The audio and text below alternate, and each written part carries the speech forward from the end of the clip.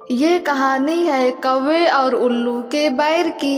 एक बार हंस, तोता, बगुला, कोयल, चातक, कबूतर, उल्लू आदि सब पक्षियों ने सभा करके यह सलाह की कि उनका राजा वैनतेय केवल वासुदेव की भक्ति में लगा रहता है, व्याधों से उनकी रक्षा का कोई उपाय नहीं करता, इसलिए पक्षियों का कोई अन्य राजा चुन लिया जाए। कई दिनों की बैठक के बाद सबने एक सम्मति से सर्वांग सुंदर उल्लू को राजा चुना। अभिषेक की तैयारियां होने लगी। विविध तीर्थों से पवित्र जल मंगाया गया। सिंहासन पर रत्न जड़े गए, स्वर्ण घट भरे गए, मंगल पाठ शुरू हो गया। ब्राह्मणों ने वेद पाठ शुरू कर दिया। नर्तकियों ने नृत्य की तैयारी कर ली। उलूक राज सिंहासन पर बैठने ही वाले थे कि कहीं से एक कौवा आ गया। कौवे ने सोचा, यह समारोह कैसा, यह उत्सव किस लिए। पक्षियों ने भी कौवे को देखा तो आश्चर्य में पड़ गए। उसे तो किसी ने बुलाया ही नहीं था। फिर भी उन्होंने सुन रखा था कि कौवा सबसे चतुर कूट राजनीतिज्ञ पक्षी है, इसलिए उससे मंत्रणा करने के लिए सब पक्षी उसके चारों ओर इकट्ठा हो गए।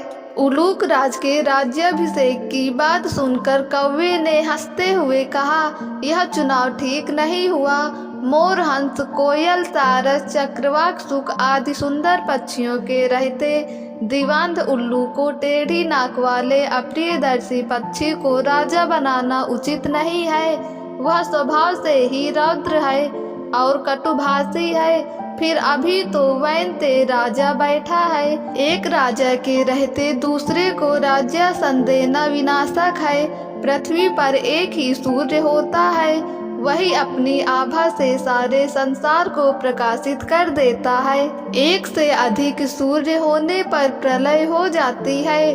प्रलय में बहुत से सूर्य निकल जाते हैं, उनसे संसार में विपत्ति ही आती है, कल्याण नहीं होता। राजा एक ही होता है, उसके नाम कीर्तन से ही काम बन जाते हैं। यदि तुम उल्लू जैसे नीच, आलसी, कायर, व्यसनी और पीठ पीछे कटुभाषी पक्षी को राजा बनाओगे तो नष्ट हो जाओगे। कौवे की बात सुनकर सब पक्षी उल्लू को राजमुकुट पहनाए बिना चले गए। केवल अभिषेक की प्रतीक्षा करता हुआ उल्लू, उसकी मित्र कृकालिका और कौवा रह गए। उल्लू ने पूछा, मेरा अभिषेक क्यों नहीं हुआ? कृकालिका ने कहा, मित्र, एक कौवे ने आकर रंग में भंग कर दिया।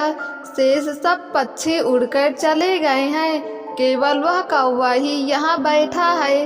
तब उल्लू ने कौवे से कहा, दुष्ट कौवे, मैंने तेरा क्या बिगाड़ा था जो तूने मेरे कार्य में विघ्न डाल दिया।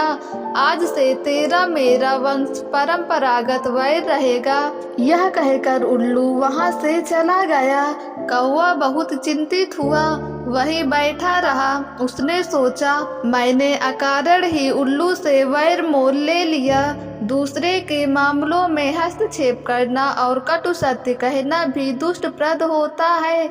यही सोचता सोचता वह कौवा वहां से चला गया। तभी से कौवों और उल्लुओं में स्वाभाविक वैर चला आता है। दोस्तों, अगर आपको ये कहानी पसंद आई हो तो हमारे YouTube चैनल को सब्सक्राइब करके बेल आइकन को क्लिक कर दें ताकि वीडियो का नोटिफिकेशन सबसे पहले आप तक पहुँचे।